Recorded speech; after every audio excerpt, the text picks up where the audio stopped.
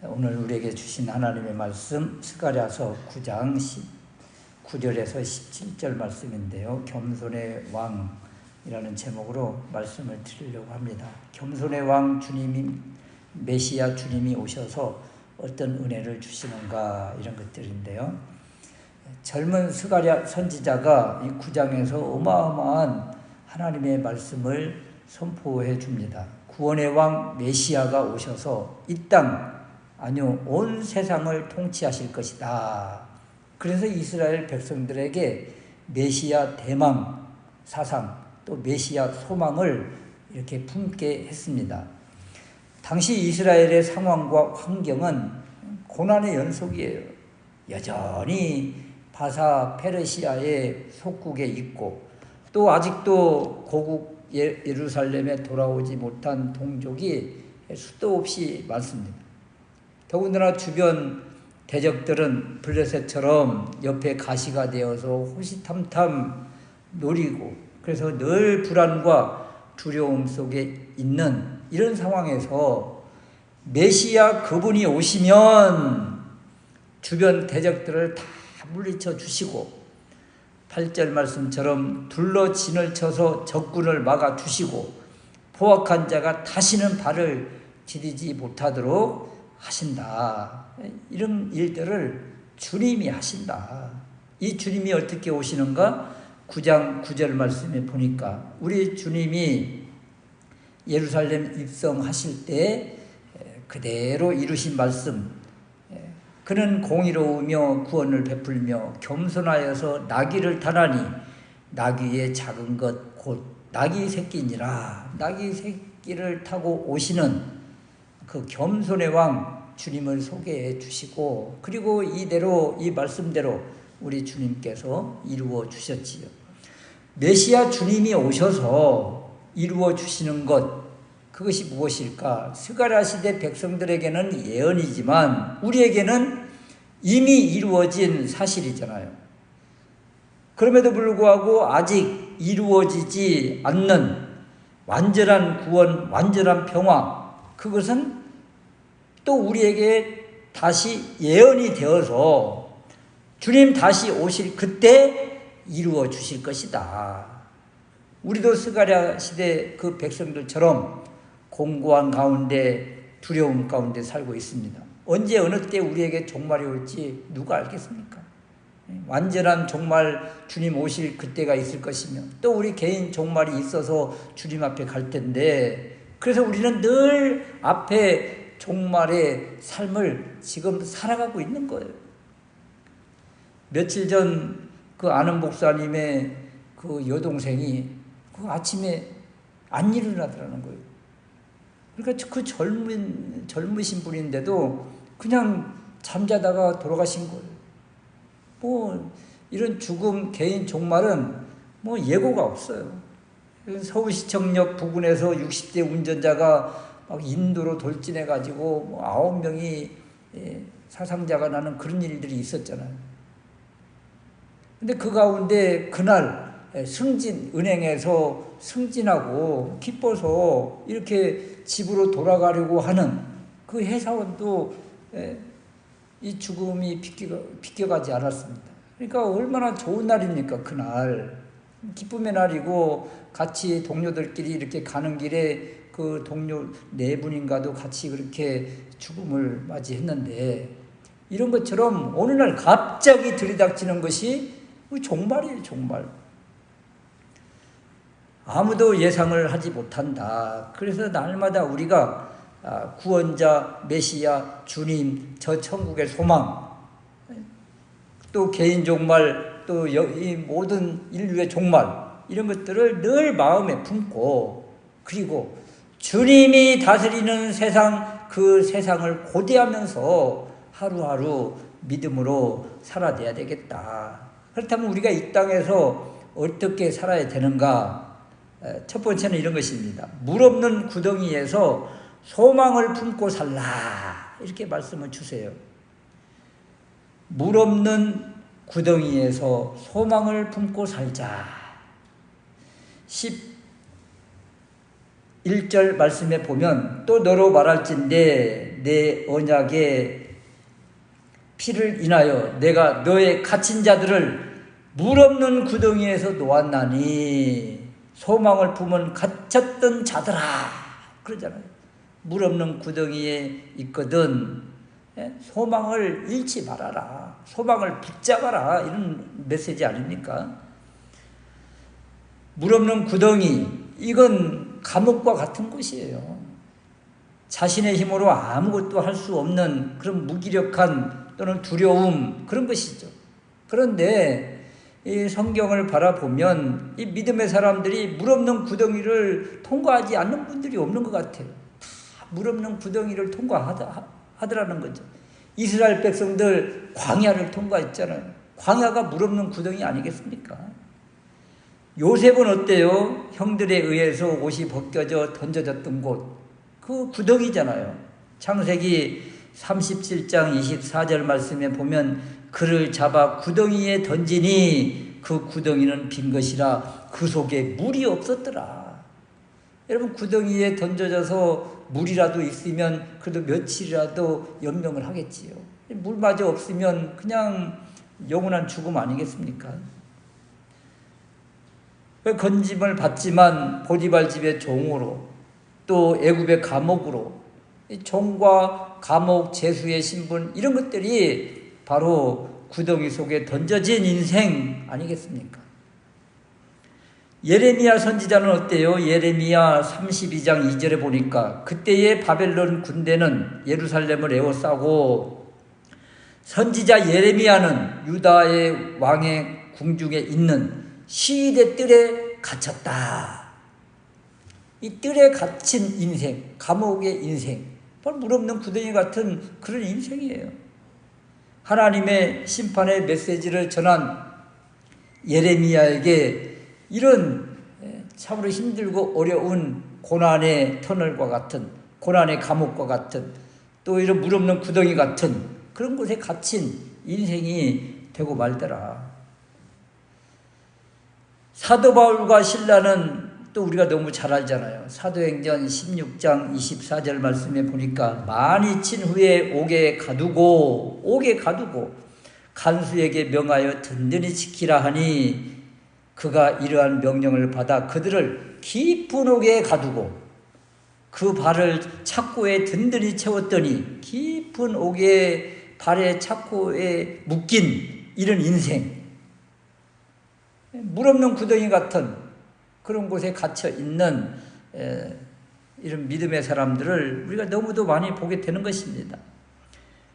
그런데 믿음의 사람들 보면 믿음의 선진들 이런 삶 가운데에서 어떤 행동을 보이던가요?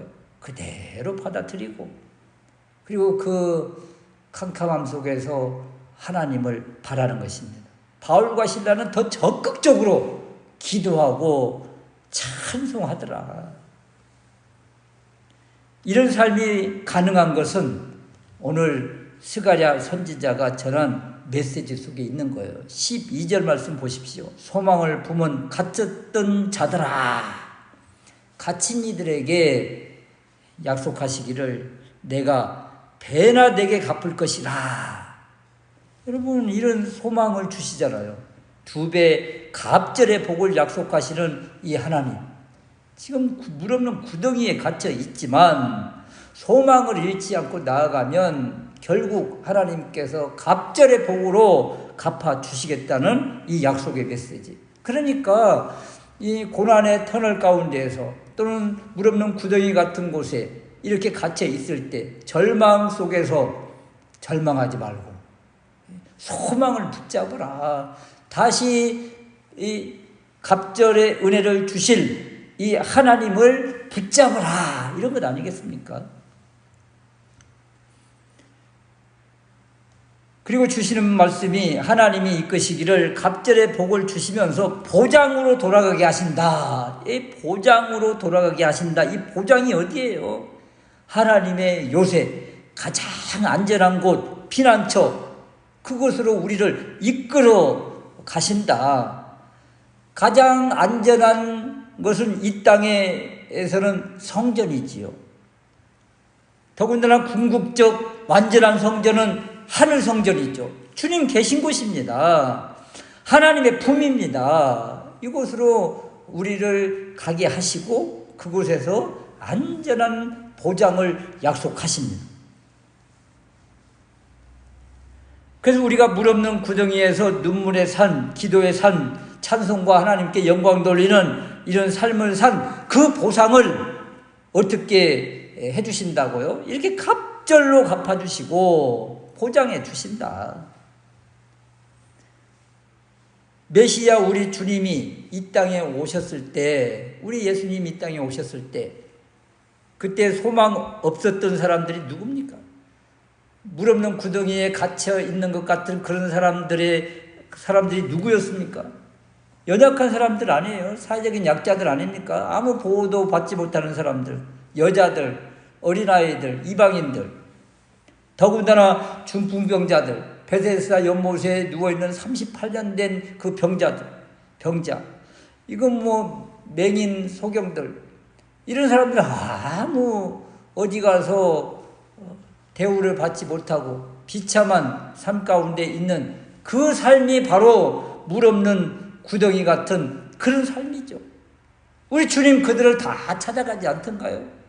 그들이 또 우리 주님 찾아오지 않던가요?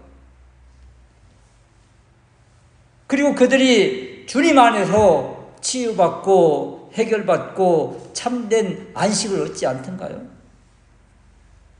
그래서 이런 소망이 있는 사람은 이제 어떤 시련과 아픔이 와도 좌절하지 않고 어떻게 해요? 주님을 더 붙잡게 되는 것입니다.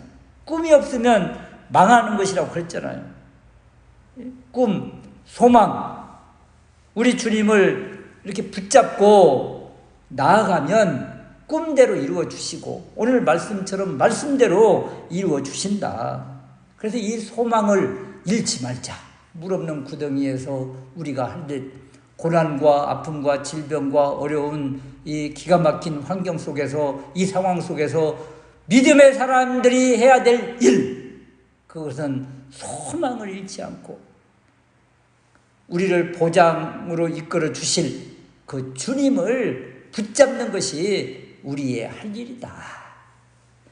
두 번째는 우리를 소망을 이루는데 또 도구로 삼으신다는 거예요. 13절 말씀에 보면 내가 유다로 당긴 활을 삼고 에브라임으로 먹인 살을 삼았으니 후반절에는 너로 용사의 칼과 같게 하리라. 내가 너를 쉽게 말하면 활과 화살, 칼로 삼아주신다는 거잖아요. 우리를 이 싸움의 도구로 삼아서 누구와 싸우게 하신다는 거예요? 대적 헬라와 싸워서 헬라를 물리치게 하신다는 거예요.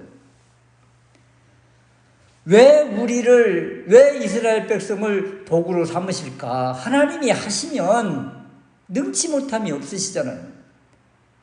하나님이 하시니까 히스기야 시대 때 아수르 군대 14만 5천 명이 하룻밤 사이에 다 죽음을 당하지 않던가요? 그런데 하나님은 이 하나님의 일을 하나님의 백성에게 맡기셔서 일하고 싶어 하시는 거예요. 사사기 시대 보십시오. 대적들을 물리치는데 하나님의 사람 그 일꾼 사사를 세우지 않던가요? 온니엘을 세우기도 하고 왼손잡이 에훗을 세우기도, 또 여인 드보라를 세우기도, 미약한 기드온을 세우기도, 때로는 강한 삼손을 세우기도, 이렇게 세우셔서 그들에게 지혜와 힘을 주셔서 대적들을 물리치고 그 땅에 평화를 주셨지요.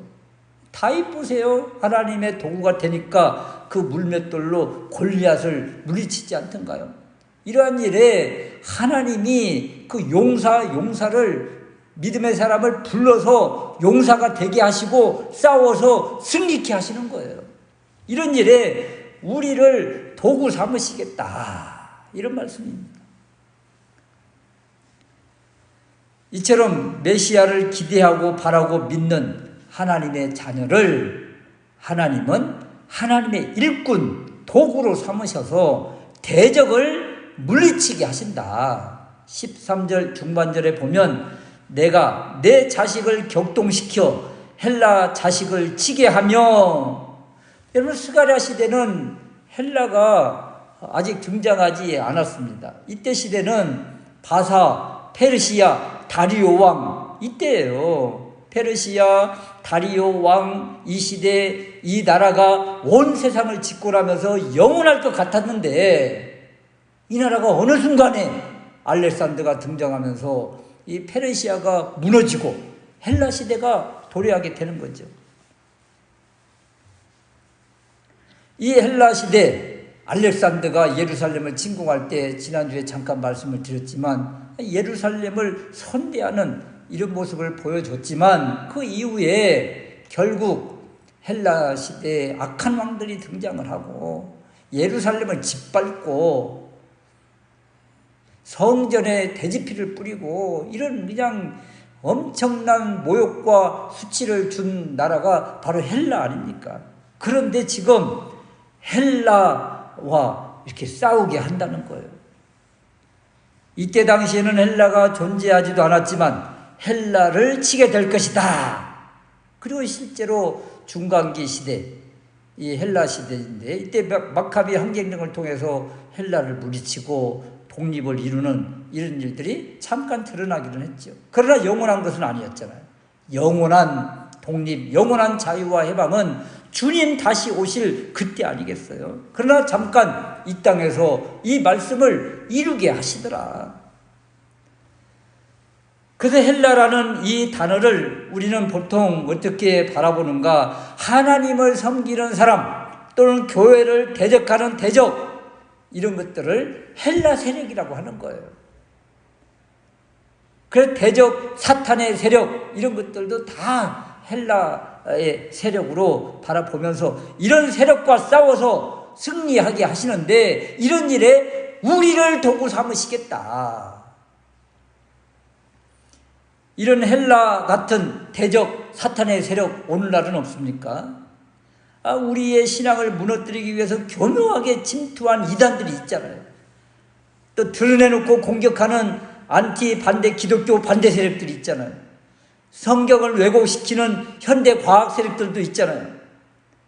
이런 세력들이 바로 헬라의 모습이에요. 예수님도 이런 세력과 싸우셨죠. 이런 일에 우리 역시 피하지 말고 이 사명을 감당했으면 좋겠다, 이렇게 말씀을 주시는 거죠.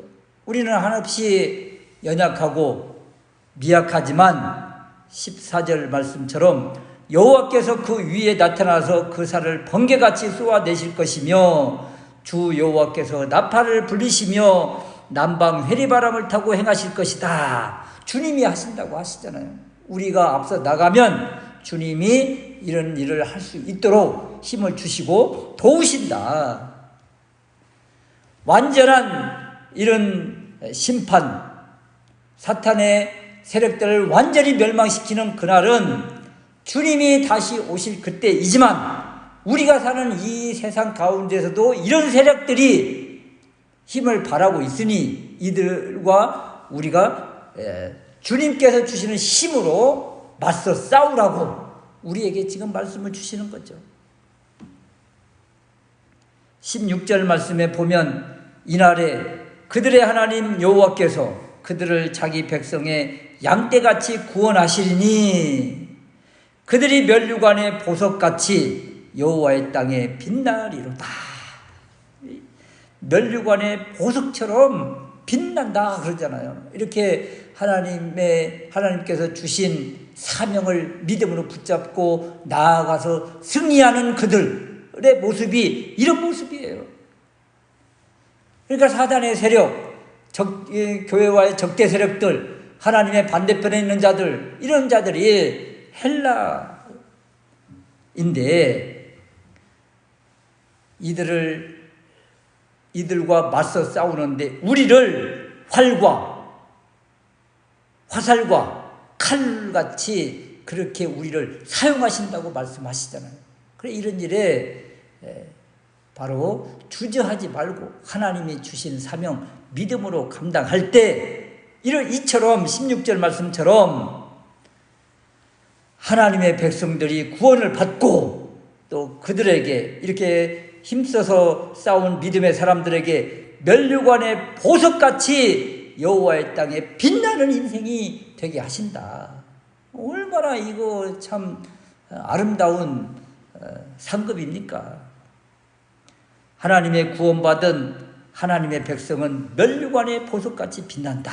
우리가 가야 할 영원한 안식처 그 나라에 가면 이런 은혜를 주시지만 이 땅에서도 우리가 빛과 소금의 역할을 감당하면서 하나님께서 주신 이 믿음의 사명을 감당하면 이렇게 빛나는 인생 되게 하신다. 면류관의 보석같이, 이 말은 한마디로 성별, 거룩을 말해요. 세상 사람과 타협하지 않고, 이런 악의 세력과 타협하지 않고, 이단의 세력과 타협하지 않고, 권력과 타협하지 않고 믿음으로 나아가서 하나님께서 주신, 하나님께서 우리를 도구로 하시는 활과 화살과 칼처럼 우리가 감당해 나갈 때 이런 은혜를 주신다고 약속하십니다. 그런데 이 땅에서 우리는 어떻게 이 사명을 감당할까? 이때 시대처럼 칼을 들고 용사처럼 나아갈 수가 없잖아요. 오늘날에 이 활과 화살과 칼처럼 나아가는 그런 사명 감당은 우리 주님이 우리에게 몸소 보여주신, 겸손의 왕으로 오셔서 보여주신 낮아짐입니다. 낮아짐. 이 낮아짐을 통해서 능력이 나타난다는 것을 지금 계속 보여주고 계세요. 활과 화살과 칼처럼 사용할 시대가 나오겠지만 오늘날 우리에게 주신 메시지는 겸손의 왕으로 오셔서 낮아짐과 십자가의 죽음을 통해서 말씀을 이루어 주신 우리 주님을 본받아 나아가는 것, 이것이 바로 사명 감당의 모습이라. 우리나라 초대교회도 이 사랑으로 복음이 엄청나게 불처럼, 활화산처럼 이렇게 불타오른 것 아니겠습니까? 우리나라 초대교회 참으로 복음이 확장될 때의 모습을 보면 이 미국에서 온 선교사님들이 다 그냥 의관을 갖추고 우리 한국 사람처럼 갓을 쓰고 도포를 입고 이렇게 복음을 전했다고 하잖아요. 그 중에 복음의 일화 가운데 우리나라 최초 병원이 제중원인데, 옛날에 그 제중원이라고 하는 그 드라마가 있었지만요. 오늘날 세브란스 병원이잖아요. 이때 원장이면서 고종의 주치의인 에비슨이라는 분이 계셨어요.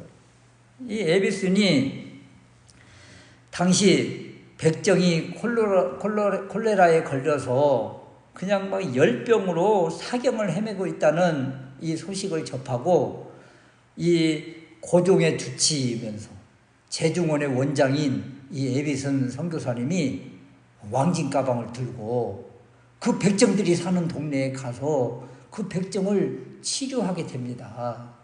그런데 그 역사에 보면, 이분의 일화에 보면 참 기가 막혀요. 이때 당시에 이 고열에 시달리다가 대부분 죽어가는 것인데, 그냥 이 선교사가 의사이며 선교사인 이분이 가자마자 즉각적으로 병이 나았다는 거예요. 이 사람이 실제 이름도 있어요. 백정인 박성춘이라는 분인데, 그래서 많은 사람들이 어떻게 사경을 헤매고 있는 이 사람이 즉각적으로 나았을까? 어떻게 나았을까요? 그래서 두 가지의 해석이 있는데, 첫 번째는 무엇인가 하면 이분 에비슨이라고 하는 고종의 주치의인 이 사람이 의술이 다 꼴해서 순간적으로 열병을 잡았다, 이렇게 생각하는, 이렇게 해석하는 한 부류. 또 하나의 방법은 백정 박성춘 씨로 바라볼 때 이것은 놀라운 사건이라는 걸, 세상에 제중원의 원장이시면서 고종의 황제의 주치의인 이분이 지금 나에게 찾아왔다는 이 사건으로 인해서 엄청난 충격을 받고, 충격을 받은 이때에 그냥 열병이 떠나갔다는 거예요. 너무 큰 충격을 받아서. 그래서 많은 우리 기독교 역사학자들이 이 설을 붙잡고 있습니다. 어마어마한 신분을 가진 분이 사람 취급도 받지 못하고 인간 취급도 받지 못하고 따돌림 당하고 손가락질 당하는 그 수치 가운데 사는 노예보다도 더 못한 이 백정, 자신에게 하늘의 이분이 찾아온 것과 같은 그런 엄청난 사건에 그냥 놀라 자빠지면서 그냥 열병이 떠나갔다, 이렇게 해석을 해요. 이게 한마디로 사랑의 능력이라는 것입니다. 사랑의 능력. 그래서 이분이 치유를 받고 그 다음에 간 교회가, 이 에비슨 선교사님이 있던 교회가 승동교회예요. 승동교회에 가서 열심을 다해서 봉사하고, 그리고 장로가 되어서 참 큰 일을 감당하고, 이 받은 은혜가 너무 감사해서 그냥 온 세상을 돌아다니면서 백정들에게 다 복음을 전해서, 이 백정급 이분들이 다 어디 교회 갔겠어요? 승동교회 간 거예요. 승동교회에 있던, 그래서 박성춘 씨가 장로가 피택되고 여기에 반발한 양반들이 우리 나가자, 그래서 나가서 세운 교회가 연동교회고, 이렇게 교회가 나누어진 참 아픈 현실이 있는데, 그러나 그 박성춘 씨가 이렇게 큰 은혜를 받고 그냥 한양 온 땅을 돌아다니면서 백정들을 다 구원해내는데 쓰임받는 도구가 된 것이죠. 바로 에비슨 선교사가 활과 살과 용사의 칼처럼 그것을 사랑의 모습으로 다가갔더니 이 영혼이 돌아오고, 그리고 이 영혼이 받은 은혜에 감사해서 그냥 온 땅을 돌아다니면서 복음을 전해서 그냥 수많은 사회적인 약자들이, 힘들고 어려운 사람들이 구원함을 받는 그 은혜가 있었다. 이런 사랑의 도구로 하나님께서 우리를 사용하고 싶어 하신다는 것입니다. 이러한 일에 우리가 사명을 감당하면 하나님께서 우리를 어떻게 세워주신다? 멸류관의 보석같이 여호와의 땅에 빛나고, 17절 말씀에 그의 형통함과 그의 아름다움이 어찌 그리 큰지요 하는 그런 은혜를 주신다. 이 믿음의 사명 다시 한번 생각하면서 믿음으로 이런 사명을 잘 감당해내는 우리가 될 수 있으시기를 주님의 이름으로 축원합니다. 아멘.